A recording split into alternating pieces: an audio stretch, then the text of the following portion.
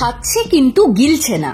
ব্রিগেডের অভিনব সম্মেলনের পরে কি এমন অবস্থা হয়েছে পশ্চিমবঙ্গের সিপিআইএম নেতৃত্বের? প্রসঙ্গ এখন সবারই জানা।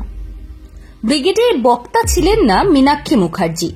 সিপিআইএম এর নীতি মেনে নিলে এই সিদ্ধান্ত, অর্থাৎ মীনাক্ষীকে বক্তা তালিকায় না রাখার মধ্যে ন্যূনতম ফাঁকটুকু নেই। 20 এপ্রিল ব্রিগেডের সমাবেশ ডেকেছিল। এবারের ব্রিগেডের ডাক দিয়েছিল C2 কৃষক সভা, ক্ষেত মজুর সংগঠন ও বস্তি সংগঠন। বক্তব্য রেখেছিলেন অনাদি সাহু, নিরাপদ সর্দার, বন্যা টুডু, অমল হালদার ও সুখরঞ্জন দেব প্রমুখ পার্টির শ্রমিক, কৃষক ও ক্ষেতমজুর সংগঠনের নেতারা। সঙ্গে ছিলেন সিপিআইএম রাজ্য সম্পাদক মোহাম্মদ সেলিম।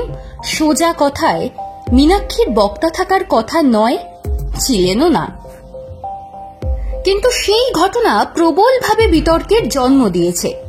সিপিআইএম এর সদস্য যারা, তারা বিষয়টিকে সাংগঠনিক দৃষ্টিভঙ্গি দিয়েই দেখছেন।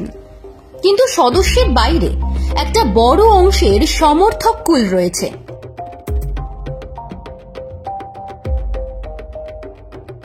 তারা সবসময় সাংগঠনিক নীতির কথা বুঝবেন এমন কোনো কারণ নেই। আবার এই কথাও সত্যি, সাম্প্রতিককালে সিপিআইএম এর জনপ্রিয়তম মুখ মীনাক্ষী মুখার্জি। দলমত নির্বিশেষে মীনাক্ষীর জনপ্রিয়তার কথা মেনে নিয়েছে রাজনৈতিক মহল। যে কারণে অনেকে বলছেন বিধানসভায় আসন যখন শূন্য, তখন সাংগঠনিক নিয়মের ধুয়ো না তুলে জনসাধারণের মধ্যে তৈরি হওয়া জনপ্রিয়তাকে কাজে লাগানো উচিত ছিল। সেক্ষেত্রে মীনাক্ষীর বক্তব্য রাখলে আরো প্রাণ পেত ব্রিগেড। এই পর্যন্ত বিতর্ক চলছে, কিন্তু সিপিআইএম এর অন্দরের অনেকেই মনে করছেন মীনাক্ষীকে ব্রিগেডের মুখ না করে আখেরে লাভই হয়েছে পার্টির। কিরকম ভাবে হয়েছে সেই লাভ? সিপিআইএম এর একাংশের ব্যাখ্যা, মীনাক্ষী বক্তব্য রাখলে পুরো ফোকাসটাই হয়তো সেদিকে চলে যেত। তার ফলে যে মেহনতি মানুষের ব্রিগেড বলে সমাবেশকে আখ্যা দেওয়া হচ্ছিল, সে উদ্দেশ্য কিছুটা হলেও ধাক্কা খেত।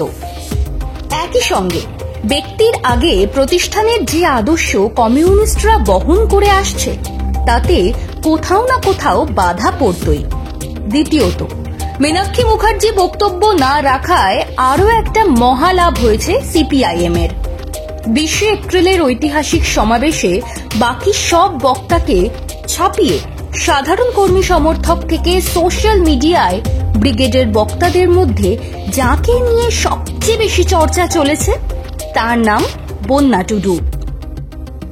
আম আদমি সেই ব্রিগেডের আগে অনেকে হয়তো বন্যার নামই শোনেননি। মীনাক্ষী থাকলে হয়তো এভাবে প্রচারের আলোয় চলে আসতে পারতেন না আদিবাসী নেত্রী বন্যা। একইভাবে লাভ হয়েছে মীনাক্ষীরও। তাকে বড় মঞ্চে বক্তব্য না রাখতে হওয়ায় আগামী দিনে কর্মী সমর্থকদের মধ্যে আগ্রহ জিইয়ে রাখল সিপিআইএম। ঠিক তেমনি ব্রিগেড শেষ হয়ে যাবার পরেও মীনাক্ষীকে কেন্দ্র করে প্রাসঙ্গিক থেকে যাচ্ছে সেই সমাবেশ। সব মিলিয়ে মীনাক্ষী বক্তা না হয়েও অক্সিজেন হয়ে থেকে গেলেন লাল ঝান্ডার নিচে দৃষ্টান্তমূলকভাবে থাকা এক ব্রিগেডে। উঠে এলেন বন্যা টুডু নামের জনগণের সামনে বড় মঞ্চে জন্ম নেওয়া এক নেত্রী।